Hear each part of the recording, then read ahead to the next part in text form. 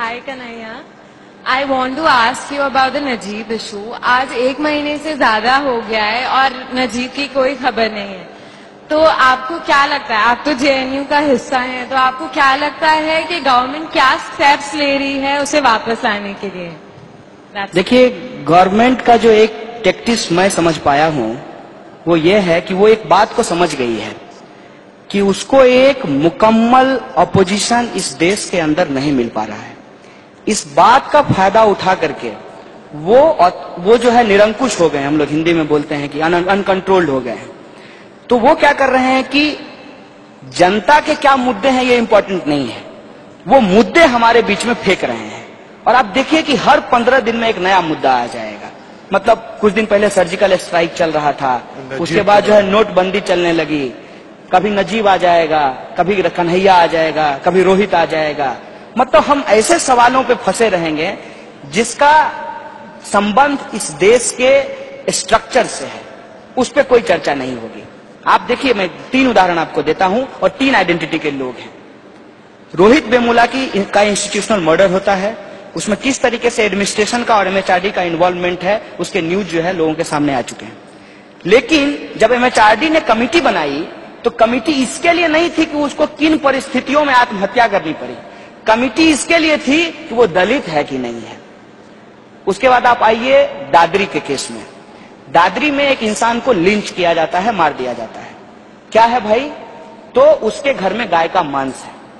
Police क्या report दे रही है, कितने लोग मारने आए, किस हथियार से मारे, कैसे उसकी हत्या हुई, ये रिपोर्ट नहीं आती है। रिपोर्ट किसका आता है? लैब का। उसमें क्या कहा जाता है? नहीं, बकरे का मांस नहीं था, गाय का ही मांस था। मतलब अखलाक जो जिंदा था उसको मार दिया गया, वो महत्वपूर्ण नहीं है, मांस किसका था ये महत्वपूर्ण है। तीसरे केस में आइए, JNU के केस में। JNU में क्या कहा गया? देश विरोधी नारे लगाए गए। अरे देश माने देश क्या है?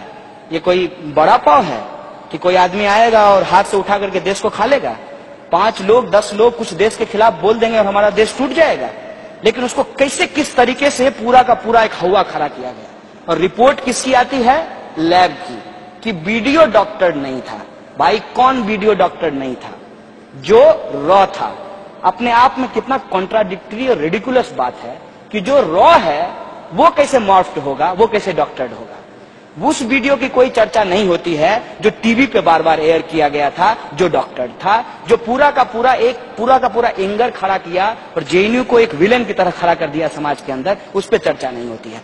मारिए गोली JNU को, क्या दिक्कत है? 125 करोड़ लोग इस देश में रहते हैं, 8000 स्टूडेंट की कोई पूछ नहीं है। लेकिन एक सवाल है हमारा JNU की तरफ से कि अगर इतना बड़ा सवाल था 9 फरवरी का, आज 9 महीने हो गए हैं, आपकी पुलिस चार्जशीट फाइल नहीं की है, आपकी पुलिस अभी तक जो है सबूत नहीं जुटा पाई है और उन लोगों को नहीं ढूंढ पाई है जो नकाब लगा करके नारा लगा रहे थे। मतलब क्या है कि सच्चाई से दूर प्रोपेगेंडा इस तरीके से खड़ा करना है कि जनता उस पर भी डिस्कशन करने लगे।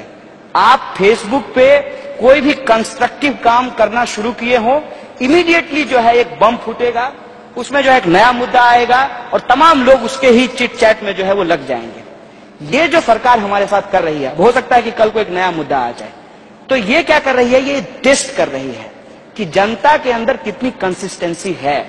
क्या वो उस सवाल को, पुरस्कार वापसी के सवाल को, अंबेडकर पेरियार स्टडी सर्किल पे जो बैन हुआ, FTII में जो गजेंद्र चौहान को बिठाया गया, रोहित वेमुला की जो संस्थानिक हत्या की गई, कन्हैया और दूसरे लोगों को जो जेल भेजा गया, उसके बाद आप देखिए ये नोटबंदी, सर्जिकल स्ट्राइक, हनुमान थप्पा, किसान, सेना के खिलाफ नहीं, देश हित, देश सब कुछ है, देश सबसे ऊपर है, सरकार की आलोचना नहीं कर सकते हैं। और आलोचना किया मोदी जी को तो एक लड़के को झारखंड में इतना मारी पुलिस कि वो लड़का अपनी जान से चला गया। इस स्थिति में देश को ला करके खड़ा कर दिया गया है। इसमें ये तमाम सवाल कि जब हम कहते हैं जस्टिस फॉर नजीब, तो वो जस्टिस फॉर रोहित वेमुला भी है। जब हम कहते हैं जस्टिस फॉर रोहित वेमुला, तो वो जस्टिस फॉर अखलाक भी है। और जब हम इन सबके लिए जस्टिस मांग रहे हैं, बेसिकली हम डेमोक्रेसी क्लेम कर रहे हैं, अपना वॉइस ऑफ डिसेंट क्लेम कर रहे हैं, और जो हमारी लेगेसी है इक्वलिटी और जस्टिस को, उसको हम इंश्योर करना चाहते हैं सोसाइटी में। तो ये मुद्दे भटकाते रहेंगे, नए सवाल देते रहेंगे। हमारा काम है कि हम भूलेंगे नहीं और इनसे एक एक मुद्दे पे पूछा जाएगा कि 2 करोड़ रोजगार कहाँ है, 15 लाख रुपया हमारे खाते में क्यों नहीं आया, बुलेट ट्रेन अभी तक क्यों नहीं चली, महंगाई कम क्यों नहीं हुआ और महिलाओं पे अत्याचार क्यों नहीं रुके। ये हमारा काम होना चाहिए।